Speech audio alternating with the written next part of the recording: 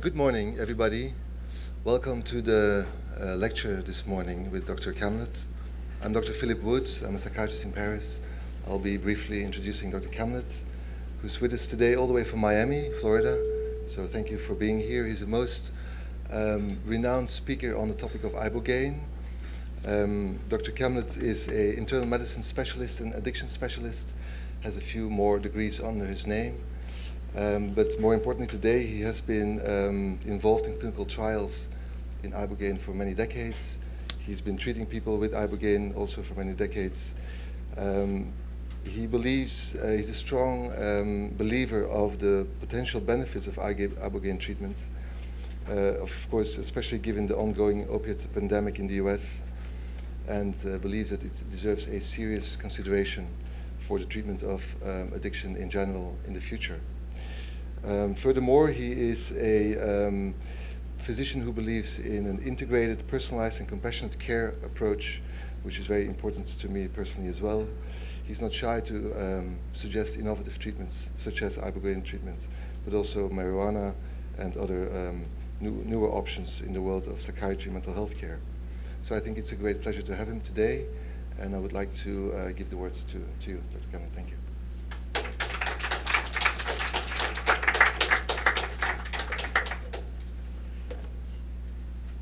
Good morning, everybody, and thank you for coming to hear me speak and inviting me to iCAAD. I hope I get this right. So it's really 5:30 in the morning for me, and so Ibogaine is an addiction interrupter of substance abuse disorders. Why has the cure for opiate dependency, now I use the word dependency and pay attention to this, been overlooked? I'd also like to state that I have no financial disclosures. I don't own an Ibogaine clinic. I have no patents. I'm here on my own nickel. It's been my goal for the last 20 years to see, I saw a miracle occur 22 years ago. In the late 1980s, literally on my way to medical school, somebody had dosed me with a psychedelic drug.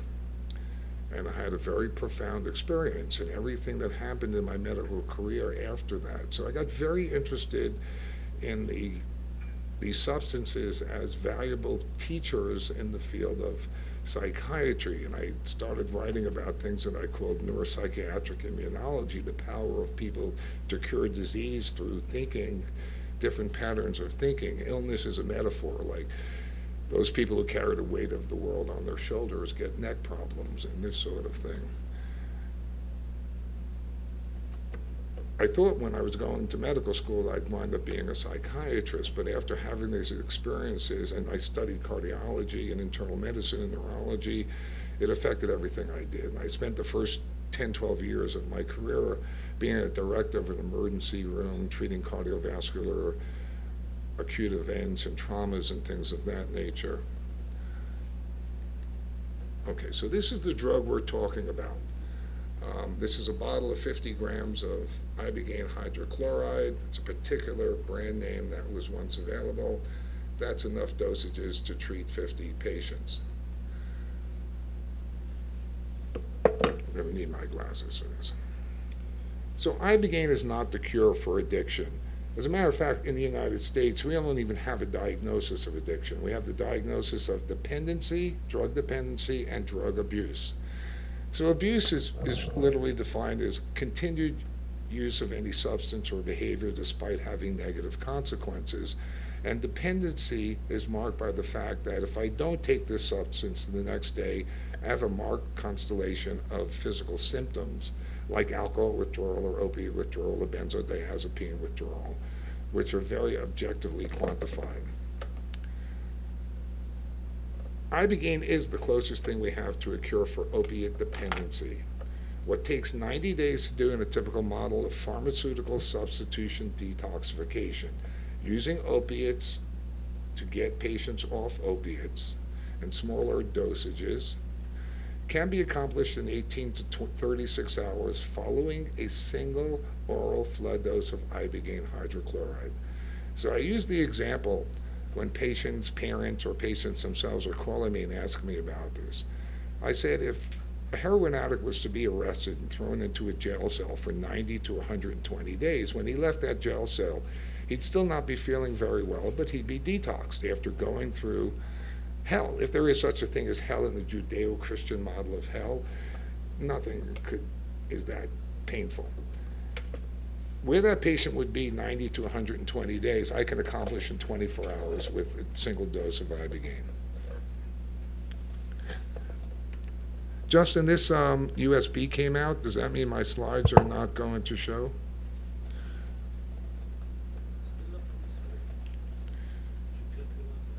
I don't know if, oh, okay. Okay, thank you. So Ibogaine is a monoterpene indole alkaloid that comes from a plant source, principally from the perennial rainforest shrub root bark of a plant called Tabernanthe iboga, which is native to Central West Africa, particularly a country called Gabon.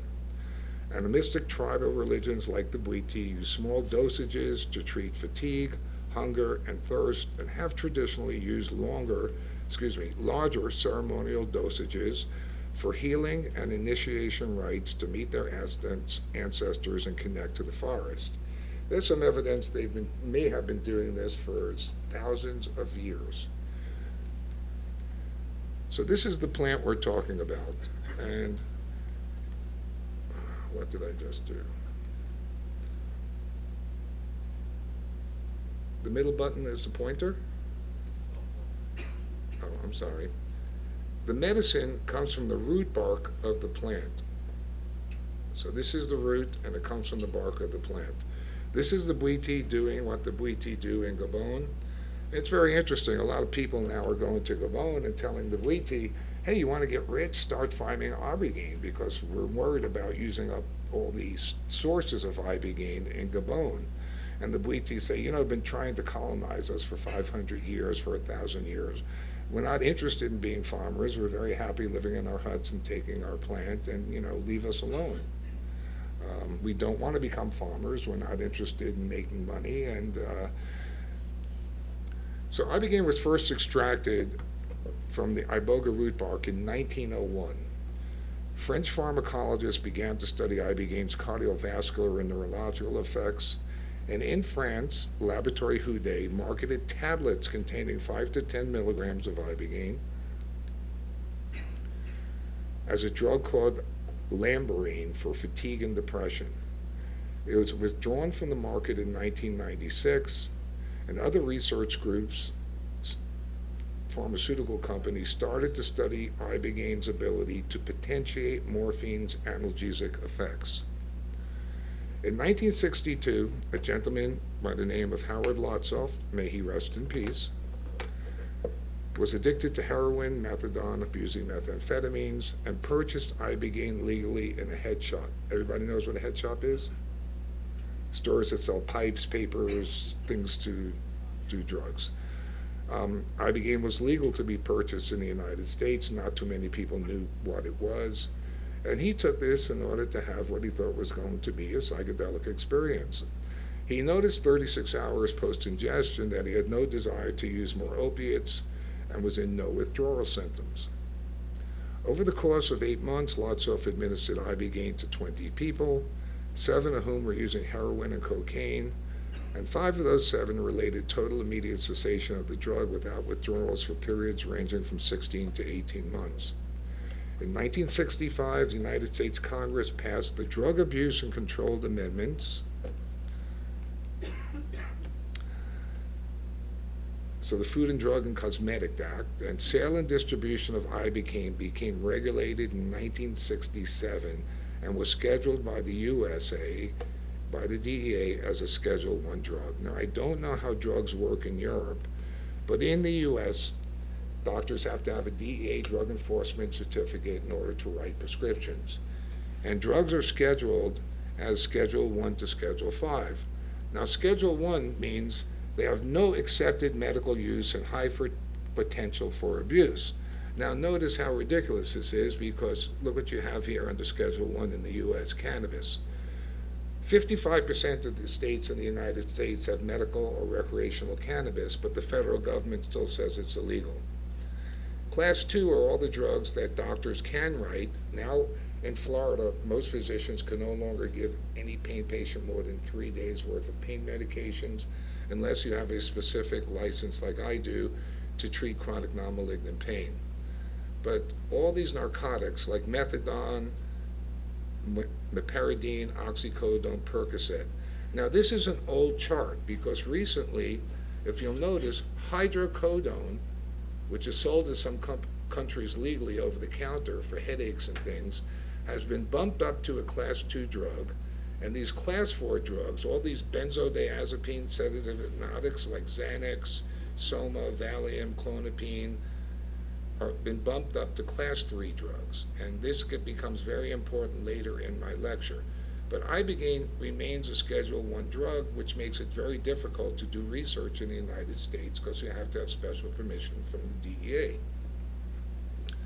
So Lotsof, with the help of other activists in New York, such as this gentleman right here, Dana Beal, legendary Dana Beal, has been there since day one, received patents for Ibogaine starting in 1983 as a rapid method for interrupting narcotic addiction syndrome, and they were granted in 1985. From 86 to 92, Lotsof and his company, NDA International, received 4 more patents for interrupting cocaine and amphetamine abuse, attenuating alcohol dependency, nicotine tobacco dependency, and interrupting polydrug dependency syndromes. In 1991, the National Institute of Drug Abuse, called NIDA, this is the big fish in the United States, their medication development unit starts to study Ibogaine. In 93 and 94, a bunch of meetings are held discussing Ibogaine for the treatment of cocaine dependency. Back then, everybody was worried about crack cocaine. Now we have an opiate epidemic, and people aren't much worried about as crack as they were before. It was referred to as one of the most promising addiction drugs in the pipeline to combat addiction. NIDA was all excited about this drug. Due to pressures from politicians and the big pharmaceutical companies, in March of 1995, the Medication Development Division decides not to proactively pursue clinical trials of Ibogaine without any reason other than we had a new president, President Bush, who allowed Purdue Pharmaceutical to come out with a new drug, 32 Percocets in one pill, called OxyContin. That's the beginning of the opiate epidemic in the United States. The strongest pain pill we had that was being prescribed were 5-10 milligrams of oxycodone mixed with some Tylenol. Now we had 16 to 32 of those pills in one tablet that could be crushed, snorted, injected. It wasn't even abuse deterrent. Frank Vacci, who was the former director of NIDA, called Ibogaine a promising, fast, uncontrolled experiment, because Ibogaine clinics were popping up all over the world. People knew it worked, and in certain countries, Mexico, Costa Rica, Vietnam, Africa, you're allowed to use anybody can give anything to anybody. So clinics were popping up, sometimes by well-intentioned people who didn't have the experience or medical experience, but had taken Ibogaine, knew it worked, and thought they can give this safely. And sometimes by people who sought to make profit because they saw Ibogaine as a way of making money, but this was still, to this day, illegal in the United States. So Lotsof, needing scientific professionals with real credentials, brings the idea of Ibogaine to the University of Miami, specifically Dr. Debra Masur, head of the brain bank at the U of M, to assist in clinical trials. Dr. Masur was a published clinical professor of renown who already had interest in addiction and Ibogaine. Patent conflicts developed between Masur and Lotsof almost immediately. In 1996, Dr. Masur and myself meet. She's in need of a physician who can treat a wide variety of medical and cardiovascular conditions, and also has expertise in drug detoxification, addiction medicine, and entheogenic drugs. So I was interested in the concept of plant as teacher. Certain substances can teach proper ethics. I had spent over a decade working in emergency rooms, so there was literally nothing that could happen to a patient that I couldn't handle if I had the right equipment and medications. I was advanced cardiac trauma life support and pediatric life support certified, and I was already detoxing people and a member of the American Society of Addiction Medicine, had a great interest in addiction medicine. The field was just starting back then as a specialty in itself. So Healing Visions was begun. That was her company, which began doing research on Ibogaine flood dosing. Now, flood dosing is a single dose treatment of a large amount of Ibogaine to get a patient off opiates or other drugs in a 24-hour period of time. We were treating 10 to 14 patients per month for approximately 7 years. These patients paid for their treatment. This is an important comment because an article was later published saying this St. Kitts project was funded by a generous grant. It wasn't. We didn't have any funding. We couldn't do it in the United States, and the law states in the States, if you're doing a clinical trial, you can't charge patients. We had no money for the study, so the patients had to pay for their treatments. The average cost was $10,000 to $14,000, and they stayed an average of 10 to 14 days. Healing Visions was her company, which began doing research in St. Kitts. I was present for over 95% of those treatments from start to finish, including determining patient selection, maintaining the patients on opiate and other medications while awaiting their flood dose of Ibogaine, and monitoring their patients during their Ibogaine treatments to fruition. So Dr. Mash is a PhD, I'm a physician. The patients are coming down, they have their labs and EKG, they're pre-screened before they go to St. Kitts. We were treating 2 to 4 patients a day over a period of 4 to 5 days. And these patients need to be maintained on opiates. So somebody had to know how much liquid morphine to give them every 4 hours around the clock, how much benzos to give them, how to detox them off alcohol, etc. And then watch them while they're on these cardiac monitors, because we didn't know what we were doing at the beginning. That's how we learned how to treat with an excess of caution due to flood dosing side effects. Massive amounts of valid, high-quality data was collected in a rigorous scientific protocol set up by Dr. Mash with the help of many qualified experts in their fields.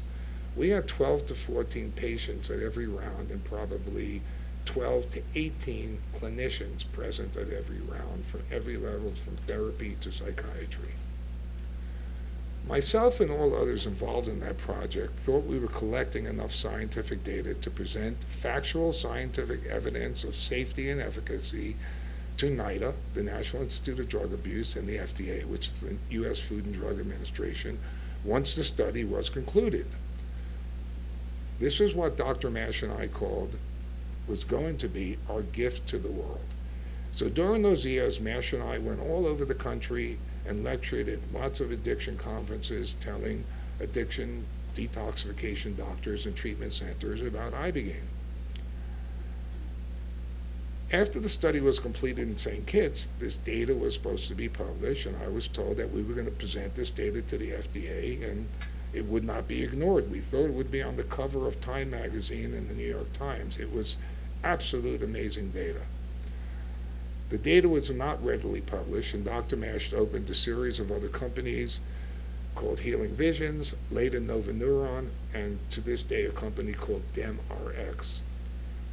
DemRx reportedly had over $30 million in investment money to do Ibogaine and noribogaine research, and Dr. Mash continued to take out proprietary patents on Ibogaine for a myriad of conditions. Research in the United States is very costly and very complex. The average cost of bringing out a new antibiotic or a new asthma drug could be as high as $500 million in the U.S. system. It doesn't matter if the drug works, you still have to go through this rigorous clinical process. In 2017, DemRx files Chapter 11 bankruptcy to the tune of $3.8 million. They spent this $30 million and no research really came out of it. I'll leave this to your own judgment. 12 to 14 years after the study is closed, the companies in Chapter 11, this article of the St. Kitts data appears in the Frontiers of Toxicology, a very high prestige journal in the United States. And if you'll notice, Dr. Mash has her name on here. These other people were involved in Miami part of it. And this was the family practitioner in St. Kitts who really wasn't present during the treatments, but we needed a doctor with a license in St. Kitts. So more than a decade after the St. Kitts treatments ended and DemRx is in Chapter 11, MASH publishes this data. My name was specifically left out, and I had some conflicts with the validity of the data published. I found 16 points that were incorrect or unethical, saying that this study was funded by a generous grant from someone. So I wrote to the journal, and the journal asked me to present them with proof. I sent them literally 1,400 pages of proof in January of 2019, and their decision is still pending. The patents for Ibogaine flood dosing have expired, so they are now public domain. But DemRx and MASH have dozens of other patents from Ibogaine, from the treatment of everything from A to Z.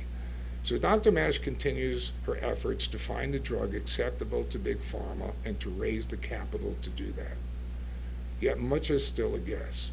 All I am sure of, after 22 years of doing these treatments, is that flood dosing with Ibogaine for opiate dependency is without parallel.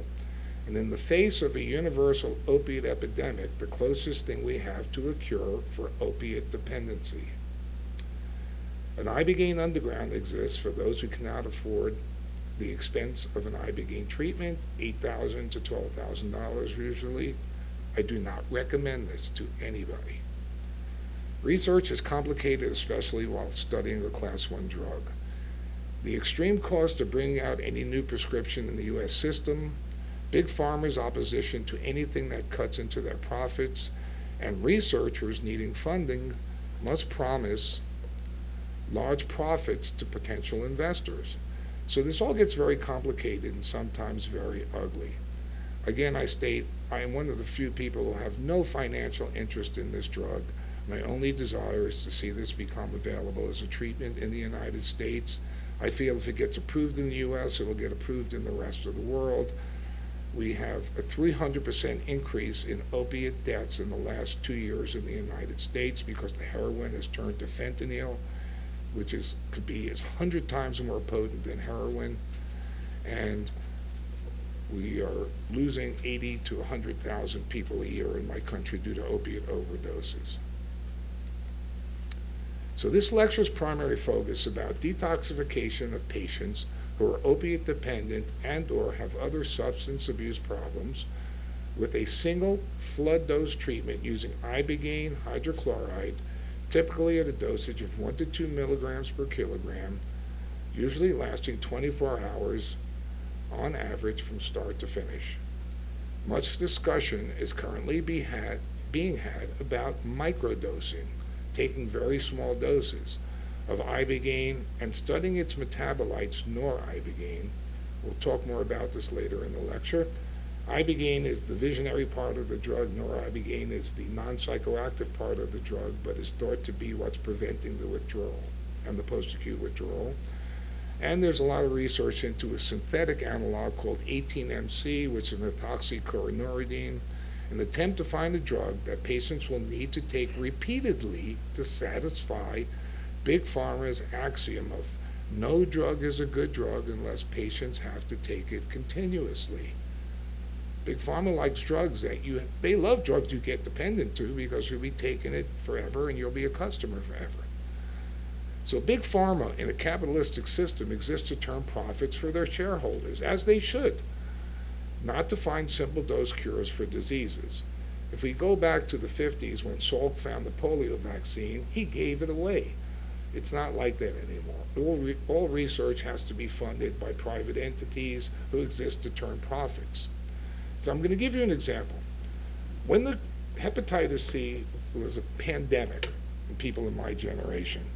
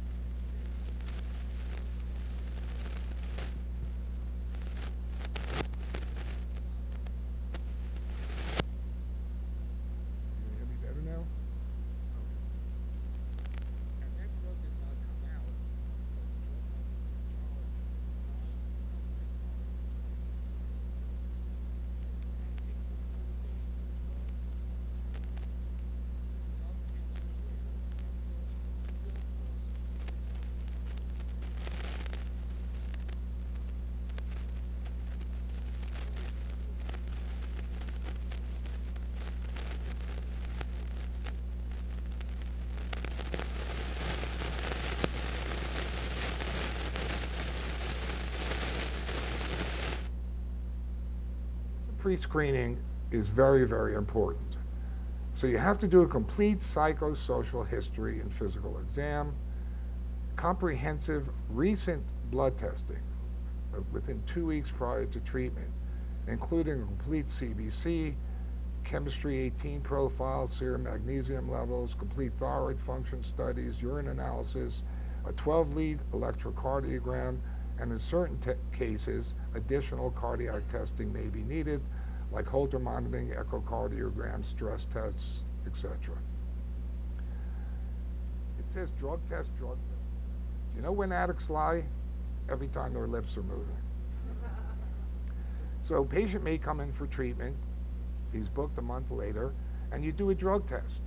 Usually people are using those cups, those ELISA cups, enzyme-linked immunosorbent assays. They will miss a lot of drugs. 2-benzene specifically will not show up in that cup. Clonazepam and lorazepam, because they're synthetic. If you just check for opiates, you'll mix oxycodone, you'll mix fentanyl, you'll mix buprenorphine.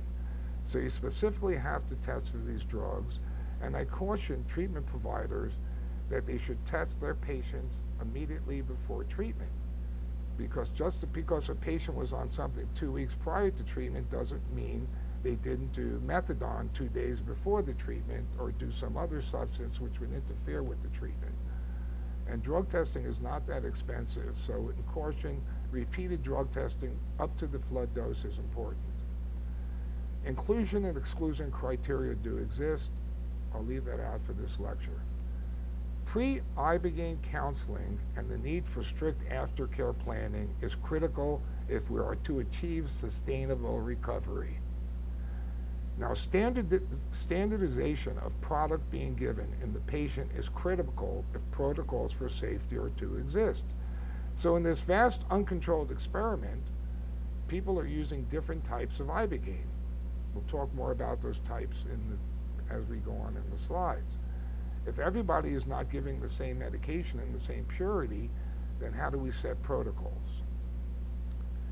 So in this expert's opinion, only 98 plus pure Ibogaine hydrochloride should be used. So this comes in a powder.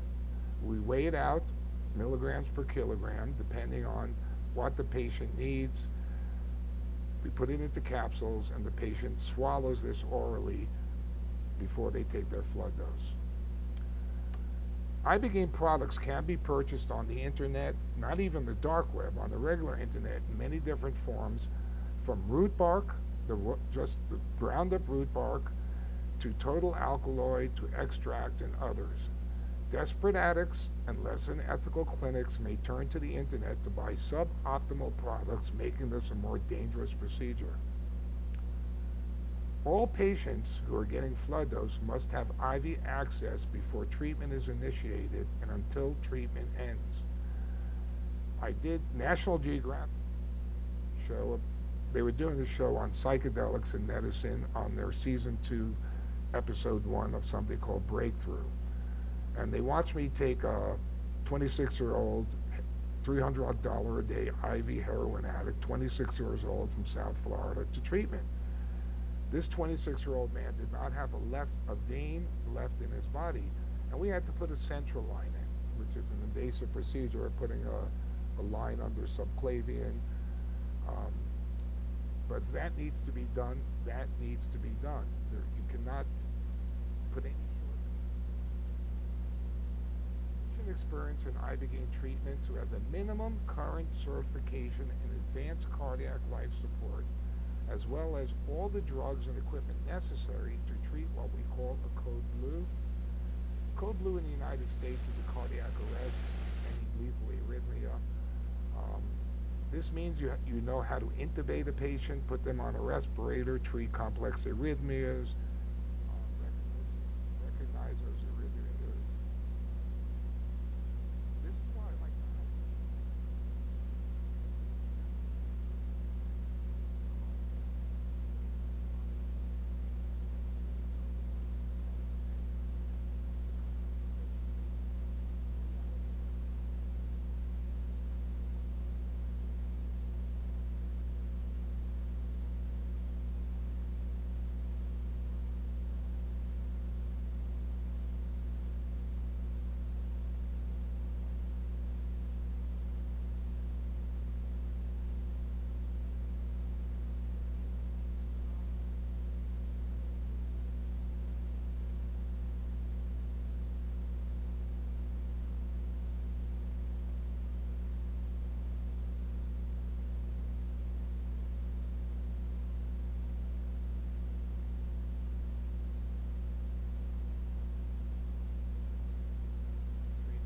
had 2 events where patients needed to go to the ER.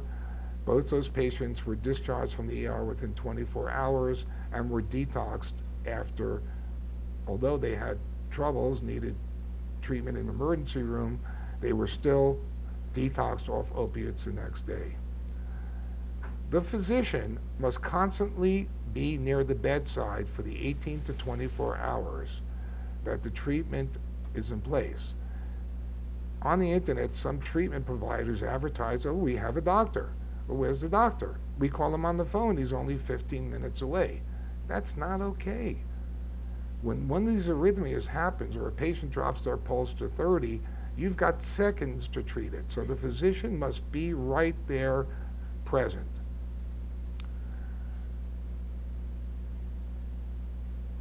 The patient is under the drug's effect, and typically we're set up in an ICU level room. It's kind of like being in an intensive care unit in any hospital. A nurse who is at least equivalent to an ICU nurse should be in the room continuously with the patient, looking at every beat of that cardiac monitor. So when something goes wrong, she hollers out, and the physician is right outside the door, and literally the response time for us is about 5 seconds. That nurse is constantly monitoring critical vital signs and attending to the patient's need, like going to the bathroom. Ibogaine causes pronounced bradycardia. Bradycardia means a slowing of the heartbeat, by definition, any heartbeat less than 60. Now, some patients, people worry that Ibogaine is going to give them a heart attack or something. I am more worried about patients who are super healthy, marathon runners. I've treated a few Olympic cyclists, professional athletes, whose resting pulse may be 55 to 60. I'm more worried about those patients than the patient who has a pulse of 90, because if their pulse is going to drop by 30, the patient whose baseline pulse is going to be really, really low. So it's the opposite of what is intuitive to some people, thinking that Ibogaine is going to cause ischemia and give patients a heart attack. It does not cause heart attack. Ibogaine, so patients typically experience nausea and vomiting post-ingestion of the drug. And certain medications may be given pre-treatment by experienced providers to make sure the patient does not throw up any of the drug post-ingestion. Now, why is this important? If the patient does have emesis, throws up, we do not know how much of the drug was ingested and how much drug was lost in the emesis, making treatment difficult. So it's really important when I give the patient their dose, I know they're holding the dose down. Ibogaine must be given orally. It does not work when given by IV or other routes of administration. Ibogaine is metabolized by the gut wall and the liver via demethylation to its byproduct called noribogaine, which is also known as 12-hydroxyibogamine. Now, this is not uncommon. Many drugs are metabolized to byproducts. Epinephrine is metabolized to norepinephrine. You're all familiar with that fight or flight drug. Meperidine, Demerol, is metabolized to normeperidine. This drug is metabolized through a complex metabolic pathway in the liver called cytochrome P450-2D6. Many drugs, foods, and nutrients are metabolized by cytochrome P450-2D6, but all drugs that are metabolized by this cause a QT prolongation on the EKG. I will show you what that is on further slides. So when the patient is getting Ibogaine, we must make sure there are no other drugs in their system or foods, things like grapefruit juice even, that may also be cytochrome P450-2D6 metabolizers, because they will interfere with the metabolism of the Ibogaine. So all other drugs that are cytochrome P450-2D6 metabolized foods and substances must be stopped prior to treatment. This particular provider stops all centrally acting drugs for appropriate periods of time by calculating the half-life eliminations of that drug prior to treatment. So if you're on selective serotonin reuptake inhibitors or NRIs, norepinephrine reuptake inhibitors, or atypical antipsychotics or GABAergics like gabapentin or pregabalin, I stopped those drugs. Why? They're drugs working on the brain. And since we don't know exactly what Ibogaine is doing yet on the brain, we have a lot of theories, which I think are pretty valid. I don't want any other centrally acting drugs on board which may be interfering with treatment. We also believe that Ibogaine does something to the serotonin transporter molecule, so I don't want any other drugs on board that produce more serotonin, because too much serotonin can cause hypothermic malignant syndrome. Currently, research has advocated that we can do cytochrome P450-2D6 genotyping prior to the administration of Ibogaine to better guide dosing. Because genetically, I can test to see, are you a fast metabolizer, a slow metabolizer, or an intermediate metabolizer? Now, thank God, over 80% of people are intermediate metabolizers. We know how they're going to ingest Ibogaine. But a rapid metabolizer turns Ibogaine to noribogaine very quickly. So they're going to have this visionary component for a short period of time and then have a lot of noribogaine, we hope. And the slow metabolizer is going to have a long visionary experience and then make noribogaine. And we just don't know, are the fast and slow metabolizers making as much noribogaine as the intermediate metabolizers? So a lot has to be researched yet. Then, after giving many treatments, I observed that major risk of serious cardiac arrhythmias began to peak during the hepatic metabolism of Ibogaine to its noribogaine metabolite, with noted changes in the patient's EKG, especially in the T-wave morphology. And if you know nothing about EKGs, bear with me. I will show you in upcoming slides. And I've actually proposed this experiment. If you put me in a room with a cardiac monitor and put the patient in another room that I don't know when they're dosed, I could look at that monitor and tell you when their visionary experience is starting and when it's stopping and when they're safe to come off the drug by just looking at that cardiac monitor.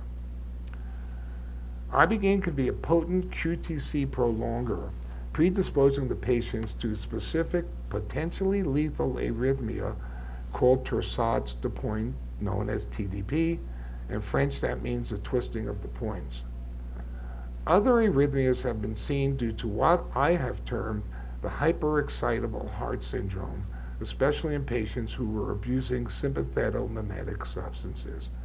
So what are sympathetomimetic substances? Anything that's speedy: methamphetamines, cocaine, crack cocaine, Adderall, prescription amphetamines. If your heart is constantly used to getting the sympathetic outburst and then you stop those drugs, these patients' hearts seem to be more susceptible to having ventricular arrhythmias because the drug is stopped. Other safety issues. Ibogaine causes marked hypotension, low blood pressure. I was the first to observe and report that Ibogaine flood dosing and its metabolism may produce bizarre T-wave morphology. So I was noticing, aside from the QT prolongation, the bradycardia, and the hypotension, as the drug is being metabolized, these T-waves on the EKG are looking very bizarre. For over a decade, I sought an answer to this, and I wasn't able to figure it out. Today, we have an answer due to the help of Dr. Ken Alper and some other scientists, have recently thought this was due to something called the HERG blockade, which is a gene called the human ether agogo-related gene. This may be used to gauge the phases of treatment. When the T-waves return to normal, the patient's risk for serious cardiac arrhythmias and other cardiovascular issues appears to minimize. So prior to flood dosing, also, all long-acting opiates like methadone and buprenorphine. Does everybody here, do you have buprenorphine in Europe? Yes. Okay. So you know these drugs have a 24-hour half-life. That means if I take 60 milligrams of methadone or buprenorphine today, half the drug will be left over in 24 hours. So if I took 60 of methadone today, tomorrow I have 30 left, the next day I have 15 left, the next day I have 7.5, and 3.25, etc. So every day that you give the drug, you're stacking it up on the half-lives from the previous dose. So you think you're taking another 60, but you really got 60 on day 2 and 30 left over from day 1. So prior to flood dosing, long-acting opiates must be stopped and switched to short-acting opiates. Why? I don't want any opiates on board to compete for the same receptor sites that Ibogaine is occupying. We believe that Ibogaine may be a pseudo-irreversible agonist of opiate mu and kappa receptors. And if I still have methadone or bup on board, the patient may still be in withdrawal, or they're in and out of withdrawal.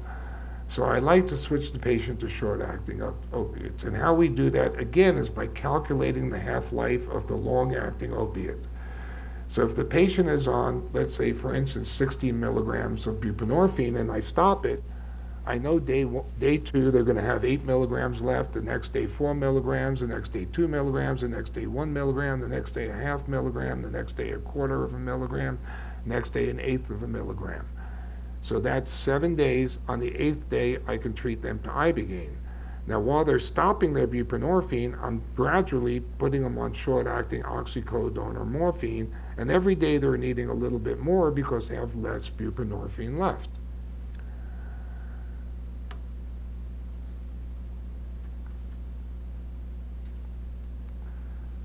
Alcohol-dependent patients. The second best thing I found Ibogaine to be useful for was in alcohol-dependent patients, and even alcohol abusers.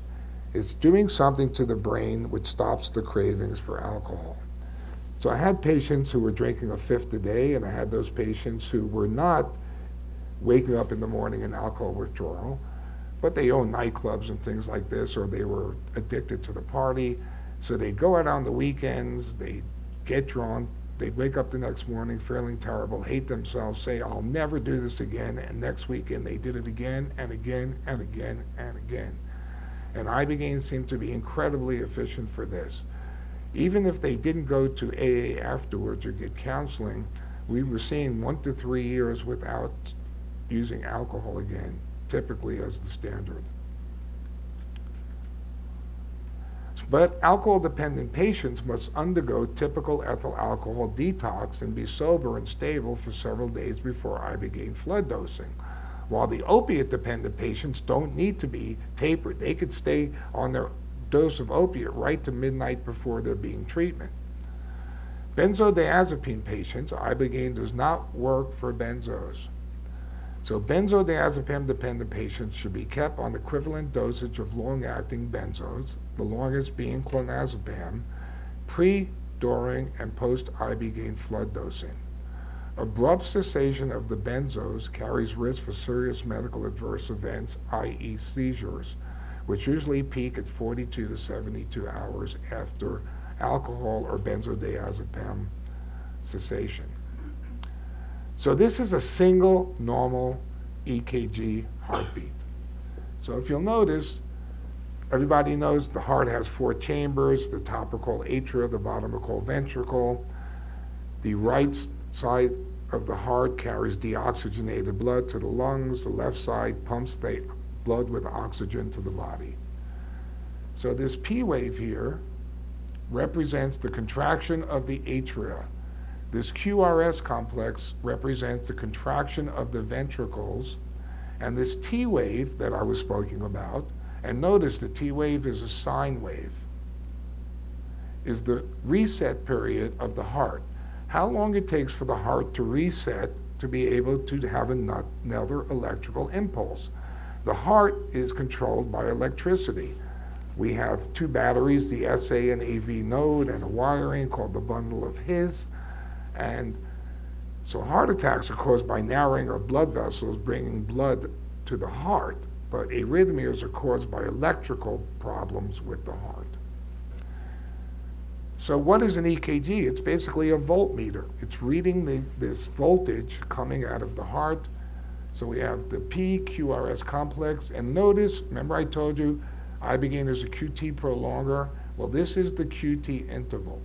And if this stretches too long to reset the heart, the patient is at risk for going into lethal arrhythmias. So this is what a 12-lead EKG looks like, typical 12-lead EKG. Lead 1, 2, 3, AVR, AVL, AVF. These are your limb leads, and these are your chest leads. Now look, this is a nice single heartbeat. This EKG is showing 1, 2, 3 beats of a person's heart. Notice this nice T wave. When a patient's potassium is normal, we continue this T wave to be a tent full of potassium. If somebody is hypokalemic, the T wave may be lower or flat. And if they're extremely hypokalemic, your T wave will be the sine wave will be decreased. And when you're having a heart attack, this ST segment elevates. When you're having ischemia, it lowers. So we can tell a lot about where, on this 12-lead EKG, where the damage is being done. And there are certain set intervals, the PR interval, the QRS interval, and the QT interval, which are very important for knowing if patients are stable. So all EKGs give you these QRS, QTC, PR intervals up here when you get this. So this is a normal 12-lead EKG. This is what torsades de pointe looks like when you get QT prolongation. Now the problem is, someone who is ACLS certified but has not really run major code blues may look at this and say, that looks a lot like ventricular tachycardia, which is a very common lethal arrhythmia. VTach and VFib are what most people die from sudden death. If you think this is VTach and you give the patient class 2 antiarrhythmics like lidocaine or cardioversion, you will kill this patient. Because this is not VTach, this is torsades de pointe. And the treatment of torsades is magnesium sulfate, and if that doesn't work, override pacing. Now, I talked about that bizarre T-wave morphology that I noticed, and for 10 years we couldn't figure out what was causing it. So remember, look at this T-wave. Remember, it was a nice sine curve, a tent full of potassium. And when Ibogaine starts to be metabolized to nor-Ibogaine, this initial slope of the sine wave is flattening, and then sometimes we'll see notching, we'll see biphasic T waves, we'll even see total loss of the T wave. So the first time I saw this in 1997, 98, I thought Ibogaine was doing something to serum potassium levels. We drew off the patient's blood during Ibogaine treatment, and their potassium levels were absolutely normal. So initially I knew Ibogaine must be doing something to the way that the cardiac muscle is using potassium intracellular. The body has 3 types of muscles: smooth muscle, which is involuntary, skeletal muscle, which is voluntary muscle, and heart muscle is a very special type of muscle called syncytial muscle. It interdigitates each cardiac cell like fingers like this. It's the strongest muscle in the body. But it's very, very sensitive to electrolyte imbalances, and those electrolyte imbalances will cause profound arrhythmias. That's why clinics who were doing cleansing purges and things of this nature prior to treatments were making their patients hyperkalemic, not checking their bloods, and throwing their patients into lethal arrhythmias. So it was only recently that we found out that these bizarre T waves are due to hERG blockade, and still much research needs to be done on this. So on treatment day, patients about to take Ibogaine. Patients are stabilized on short-acting opiates by the treatment provider until midnight the night prior to treatment. So a lot of treatment places, clinics, have heard my lectures that they can't treat a patient immediately on methadone or Suboxone, so they tell the patient on the phone, because the clinics in Costa Rica, Mexico, Portugal, wherever it might be, Vietnam, or whatever, and they tell the patient, you need to stop your methadone or buprenorphine. The patient says, that's great, where am I supposed to get the legal opiates from? In the United States, it's illegal for any doctor to give any patient who is opiate dependent more than 3 days of opiates for opiate withdrawal, unless they are on a waiting list getting into a clinic. And those opiates must be dispensed by the doctor personally each day for 3 days. So this switchover from long-acting to short-acting should be done in the clinic under the supervision of the physician. And that clinic also has to be able to get large amounts of liquid morphine or other opiates to stabilize these patients prior to treatment.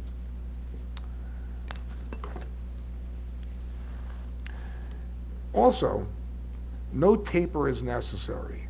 I don't have to bring the patient, I'm not detoxing, I'm not lowering their dose of opiates prior to treatment. This also allows the clinician to quantify the patient's 24-hour opiate need and determine the best Ibogaine flood dose needed to be effective for that client. Because one patient may come in and say, I'm using $100 a day of heroin, and another patient from a different state is using $100 worth of heroin, and we don't know the potencies of those heroins. So by me giving the patient morphine every day to see how much they need to prevent them from going into opiate withdrawal allows me to know what their real opiate habit is, to quantify it and know just how much Ibogaine I need to give them to kill that monster.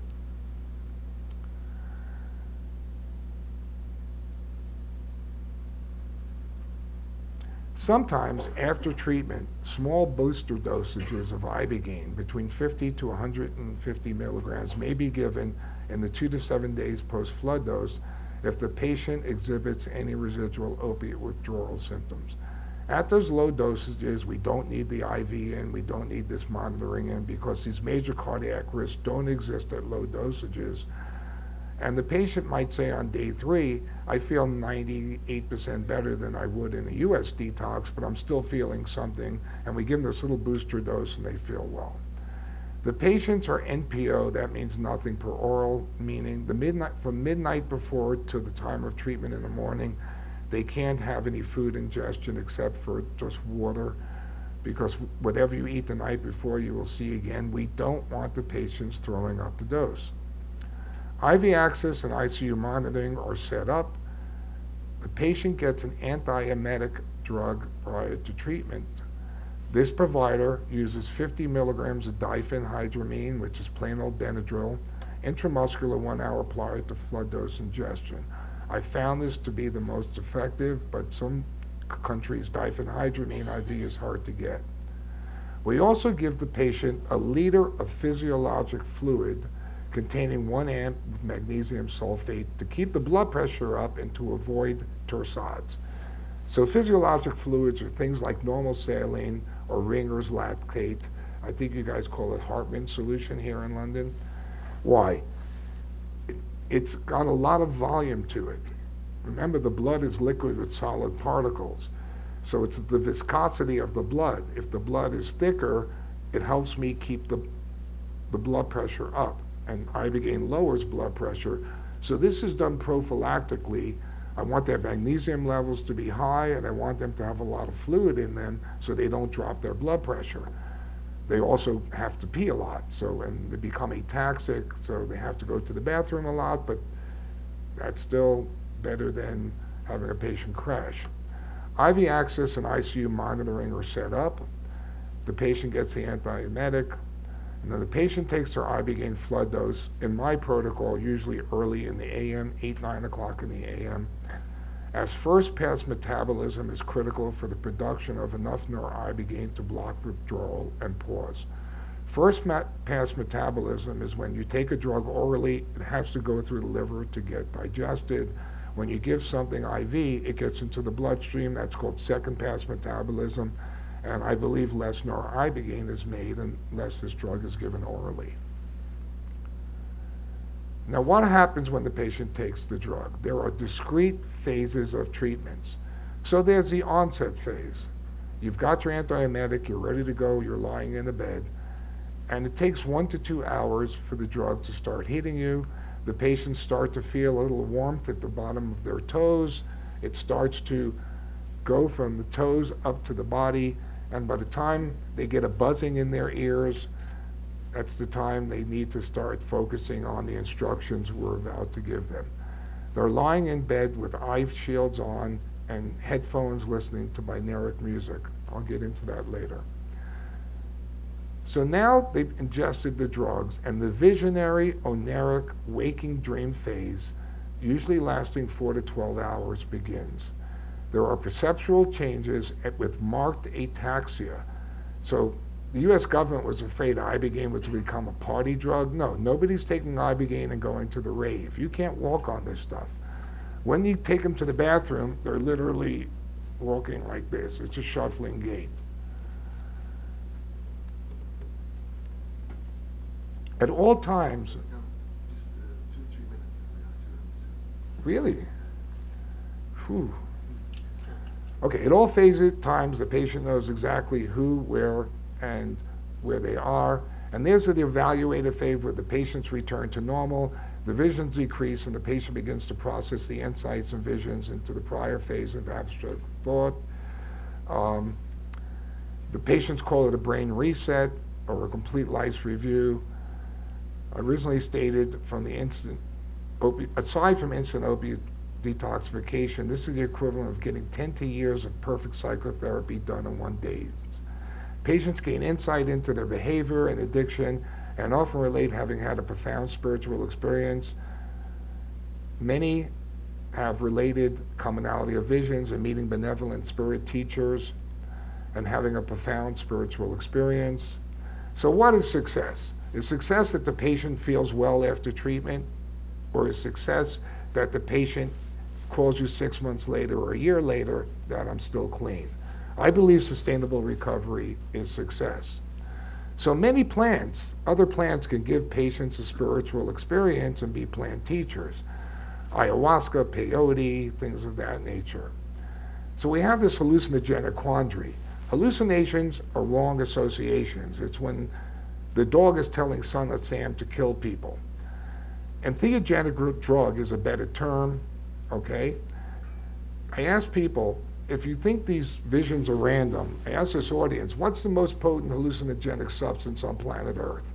And people can say 2CB, Harmalin, 3-NBOME, and I say you're all wrong. It's oxygen, because if I take away oxygen, this is going to disappear.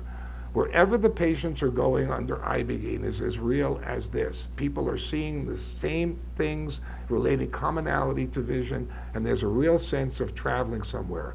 They have eye shields on, they're listening to headphones, and the music is their vehicle of travel. We tell them to pick an instrument, make believe you're playing in that band in front of an audience of 30,000 people, and follow it note by note. This is not the time you want to engage the committee of thousands in our head in a dialogue, okay? A quick, if you give me 30 seconds, why detox in the United States no longer works. When I started detoxing people in '95, regular detox without Ibogaine, we were able to use drugs like morphine, methadone, dihydromorphine in detox. Detoxes proliferated, it became a big business. Doctors were phoning in orders and patients were overdosing without ever being seen by the doctor. So the federal government said you can no longer use class 2 drugs to get people off class 1 and 2 drugs. Nobody really cared because dihydrocodone elixir was still legal. Recently, about a year or two ago, the US government bumped dihydrocodone elixir up to a class 2. That means if you go into a detox in the United States right now, the only drug you can be detoxed with is buprenorphine. So how can I get a patient who is on 16 milligrams of buprenorphine for 15 years off that drug by tapering buprenorphine for 5 to 7 days? The answer is I can't. That's cold turkey, cruel detox. So detox no longer even works in the US model. And these laws need to be changed, and I can't get a politician to help me with this. So in closing, Google should not be your doctor or referral source. Caveat emptor, there's a lot of clinics online with fancy web pages. Make sure they follow these safety protocols. Remember that addicts get long amounts of clean time by staying clean 1 day at a time. We all get a daily reprieve from the disease called life. I always say we're all born into a fatal disease called life. Nobody gets out alive. No addict seeking recovery need ever die. Thank you.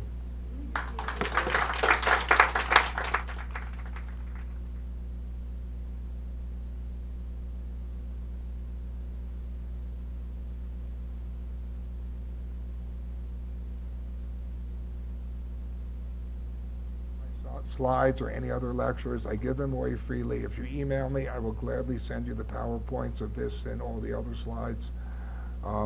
There's another good lecture called Womb to Tomb, which is a very good lecture about this. And I give away whatever I have freely to anybody who's interested.